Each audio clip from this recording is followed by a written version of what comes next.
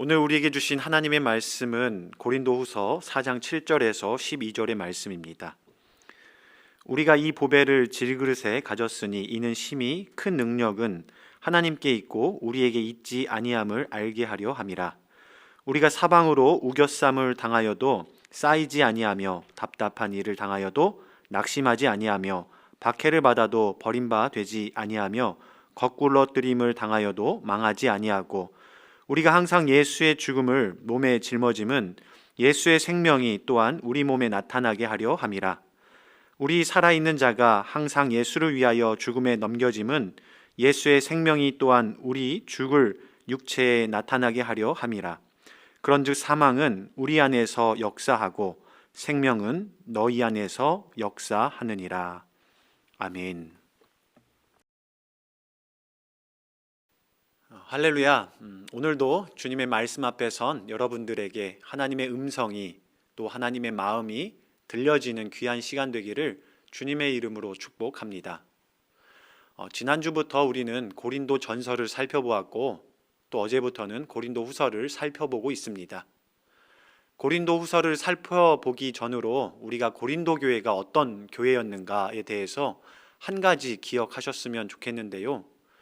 그것은 고린도 교회는 사도 바울의 전도 사역 가운데에 가장 힘들었을 때, 영적으로 갈급하고 앞길이 보이지 않았을 그때서야 비로소 하나님께서 선물과도 같이 주신 교회가 고린도 교회였다라는 사실, 그것을 기억하셨으면 좋겠습니다.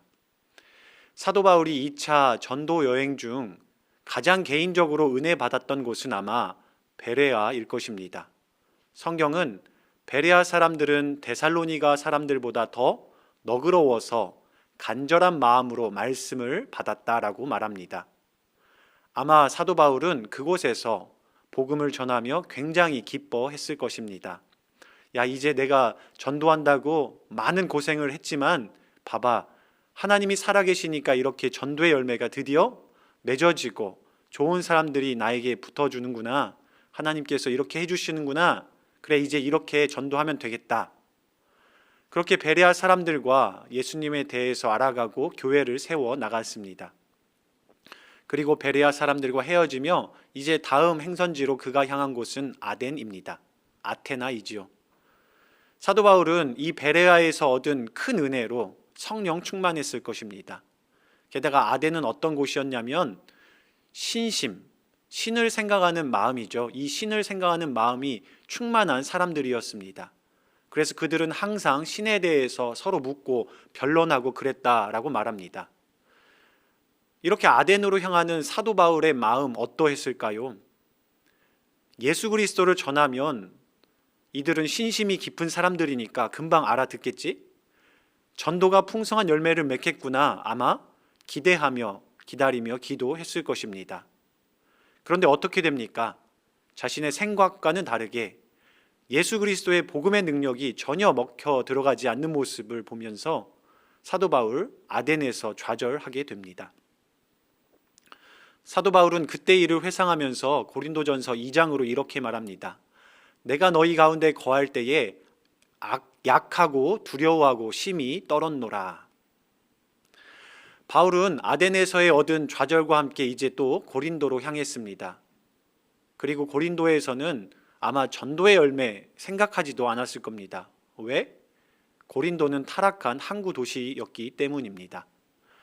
코린티아 제스다이라는 말이 있습니다. 당시 고린도를 가리키는 말이었는데 고린도 사람이 되다라는 뜻입니다.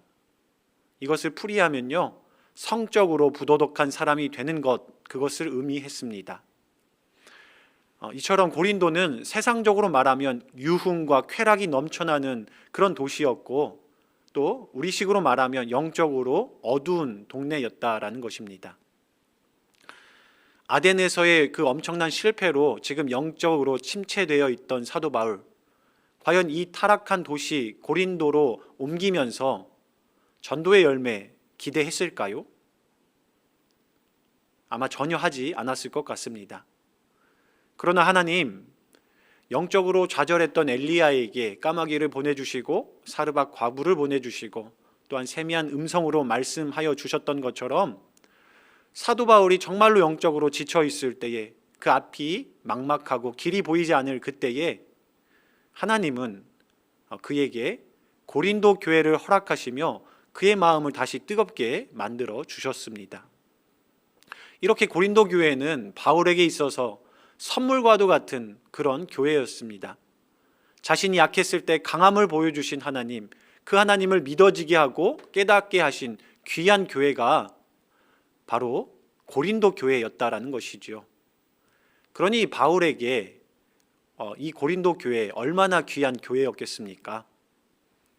그래서 고린도 교회의 분란, 아마 자신의 일처럼 정말 가슴 아픈 일이었을 것이고, 그 교회들의 문제를 해결하기 위해 사도 바울은 열심히 펜을 들어 기록했을 것입니다.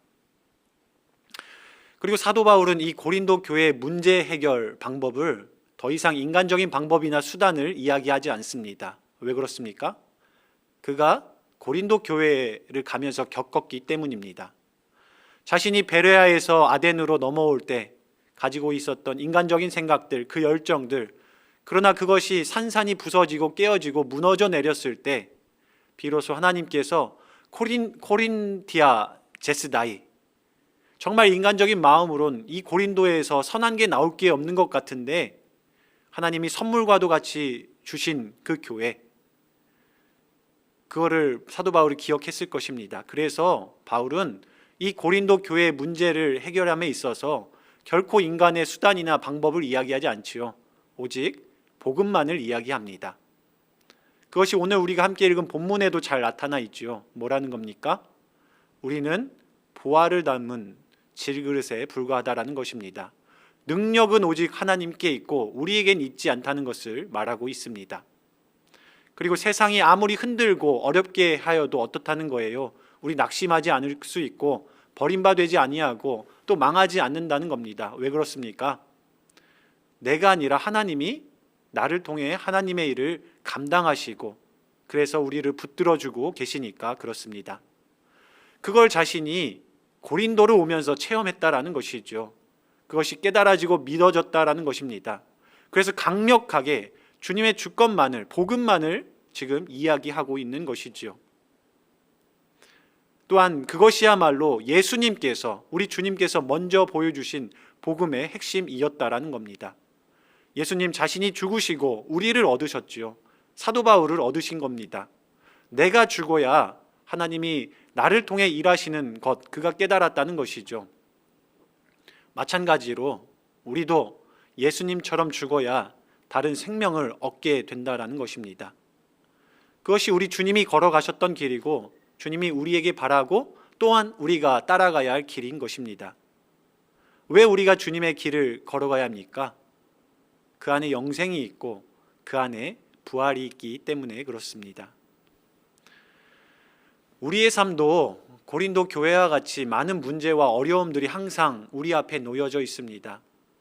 때론 우리는 그 문제와 어려움들을 우리의 방법으로, 우리의 생각으로 그것들을 해결하려고 하는데 그 문제를 해결하는 본질적인 해결 방법은 오직 하나입니다. 그것은 복음이 정답이라는 것입니다. 오늘 사도 바울이 그것을 우리에게 또 말씀하고 있죠. 오늘 이 시간 우리 앞에 놓여진 문제와 어려움들 가지고 계십니까? 우리 복음의 능력으로 이겨내기 바랍니다. 그렇게 이겨냅시다. 우리는 죽고 예수 그리스도가 우리 삶을 다스릴 때 정말로 우리 삶에서 풍성한 열매가 맺어질 줄로 믿습니다. 그렇게 살아갈 때 우리가 영생의 길, 생명의 길을 걸어가게 될 것입니다. 다 함께 기도하겠습니다. 우리의 생사화복을 주장하시는 창조주 하나님, 베레아에서 정말 기쁨으로 다음 사역지 아덴을 옮기면서 좌절하고 낭망하였던 그런 사도 바울이 고린도 교회를 선물과도 같이 받아서 정말 내가 일하는 것이 아니라 하나님께서 일해야만 이 모든 사역이 형통하게 풀린다라는 사실을 깨닫고 또한 글로써 고린도 교회의 어려운 그런 문제들을 하나님의 방법으로 해결하자 이렇게 풀어내려가는 우리 고린도 전후서를 보게 됩니다. 하나님, 저희들의 삶 가운데도 수많은 문제와 어려움들이 우리를 힘들게 하고 공고하게 합니다. 하나님, 저희도 사도 바울의 깨달아지고 믿어졌던 것처럼 오직 복음으로만 그 문제를 해결하며 그 문제 앞에 다가가는 저희들 되게 하여 주시옵소서. 오직 문제 해결은 또한 우리의 삶의 모든 문제는 복음 예수 그리스도로 마무리되고 기결될 줄로 믿습니다. 하나님, 우리가 예수 그리스도를 붙들므로 말미암아서 우리 삶에서 주님의 사랑이, 주님의 은혜가 또한 풍성한 열매가 맺어지도록 오늘 이 새벽 우리와 함께하여 주시옵소서. 이제는 우리 주 예수 그리스도의 은혜와 하나님의 사랑과 성령님의 교통하시고 역사하심이 하나님의 말씀을 믿으며 그 말씀대로만 살아가겠다 결단하고 다짐하는 우리 모든 성도님들 머리 위에, 그들의 가정과 그들의 사업장 위에, 우리 능곡교회 위에 지금부터 영원토록 함께 하시기를 간절히 축원하옵나이다. 아멘.